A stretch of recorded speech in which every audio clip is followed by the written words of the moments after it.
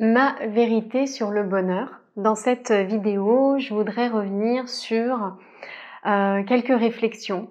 Je crois qu'il y a 7 réflexions que j'ai notées de mon exploration personnelle, de mes accompagnements. Ça fait maintenant plusieurs années que je me consacre vraiment quasi exclusivement à cette question. J'accompagne beaucoup de personnes dans cette recherche, celle d'une vie qui nous ressemble.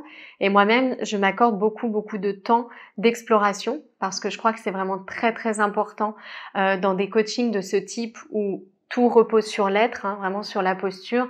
Très important, il vient de travailler soi-même à cet alignement. Et c'est vraiment plus qu'une destination, un processus permanent, on va dire, de mise en accord de l'âme avec le corps et avec le mental.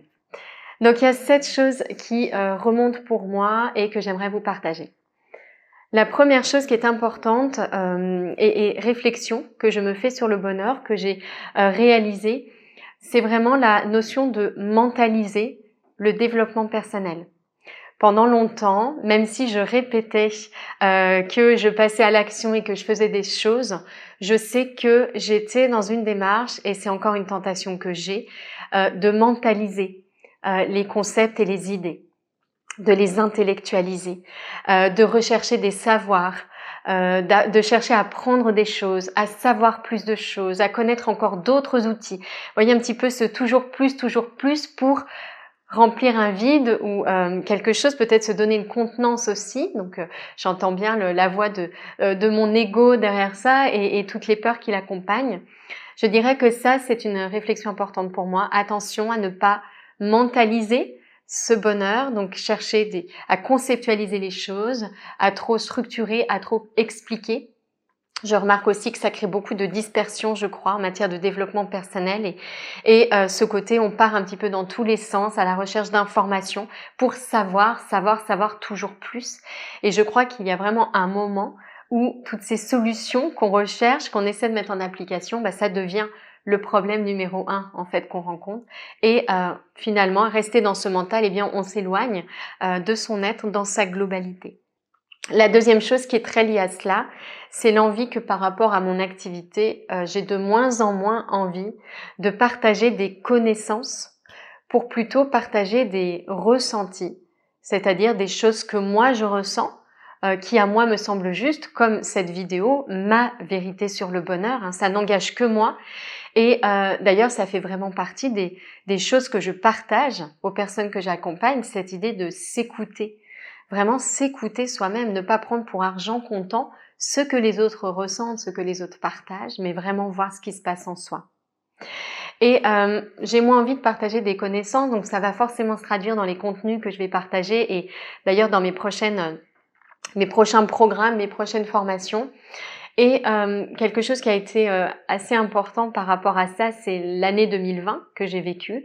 C'est vraiment une année assez particulière puisque notamment à la fin de cette année, j'étais revenue presque complètement dans un certain nombre de travers que j'ai pu avoir pendant longtemps, à savoir encore cette recherche du toujours plus vite ou bien mieux et puis ce besoin aussi d'accumuler des choses.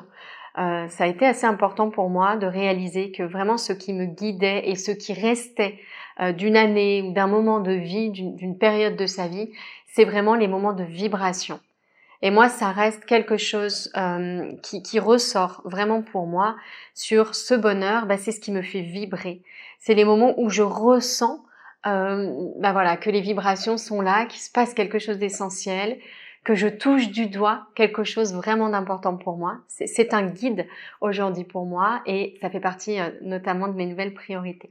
La troisième chose que je voulais partager, ça c'est une question que je me pose sur le bonheur, c'est je me demande sincèrement si on peut être profondément heureux sans s'intéresser au qui suis-je, à cette nature de l'être, au fait que, au sentiment d'appartenance, par exemple, à un grand tout qui nous englobe, à l'idée que nous sommes reliés, connectés les uns aux autres, à l'idée que notre nature, c'est l'amour, à l'idée que nous sommes aussi caractérisés par notre pouvoir créateur et que nous créons à chaque instant. J'ai vraiment des difficultés à envisager qu'on puisse être pleinement heureux épanoui, profondément profiter de l'instant sans en fait se poser ce type de questions sur le qui suis-je et les questions qui accompagnent en fait vraiment ce retour à la nature de l'être. Donc ces questions vraiment plus fondamentales. Et puis la quatrième chose qui me vient, qui est un petit peu la suite de ce que je viens d'évoquer, c'est la notion de choix. Dès lors qu'on réalise qu'on est caractérisé par notre caractère, notre potentiel illimité, par notre pouvoir créateur, eh bien la notion de choix, elle prend tout son sens. C'est parmi toutes ces possibilités qui s'offrent à moi à chaque instant, qui est-ce que je choisis d'être et qu'est-ce que je choisis de créer?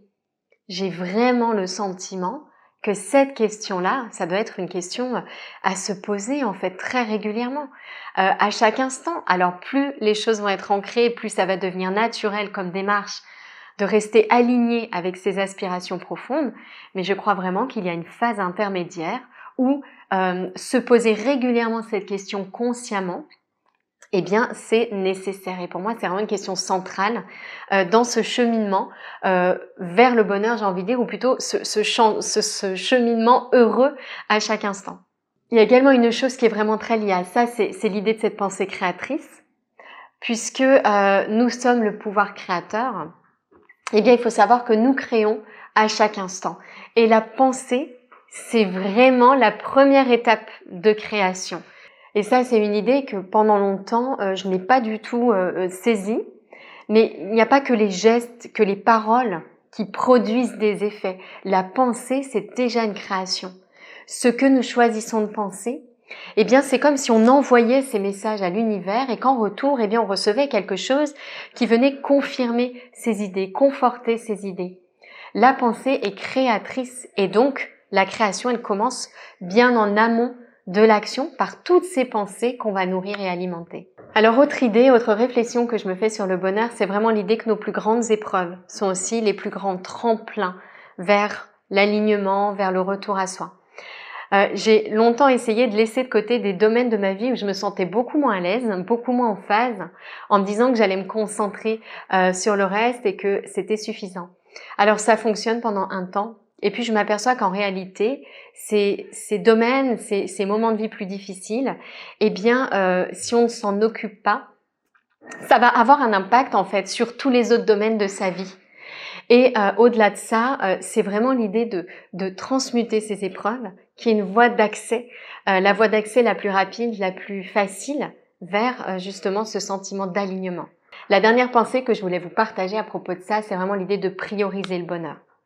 Prioriser le bonheur, ça veut dire quoi? Ça veut dire que même si ça paraît pas très glamour comme idée, je crois vraiment qu'il y a un temps intermédiaire où il est nécessaire, en tout cas en ce qui me concerne, c'est vraiment ce qui s'est produit, il est vraiment nécessaire d'en faire une priorité, c'est-à-dire de le poser comme intention, de le poser comme objectif, de découper cet objectif, de réaliser des actions, d'essayer de suivre cela. C'est personnellement ce que j'ai mis en place et ça m'aide énormément au quotidien. Sinon, je sais très bien que je serais sans cesse distraite par tout un tas de choses. Donc vraiment faire de ce bonheur une priorité, pour moi, c'est quelque chose d'essentiel et une chose à côté de laquelle on ne peut pas passer. Dès lors qu'on a une vie, j'ai envie de dire normale, avec tout un tas d'engagements, d'obligations et de distractions, pour eh bien continuer à faire de ce bonheur une priorité.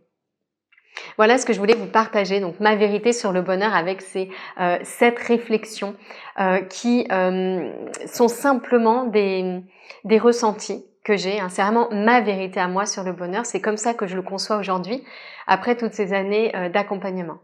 J'espère que ça vous parle aussi. Si vous souhaitez me faire un partage de vos propres ressentis sur le bonheur, bien n'hésitez pas à les faire en dessous de cette vidéo.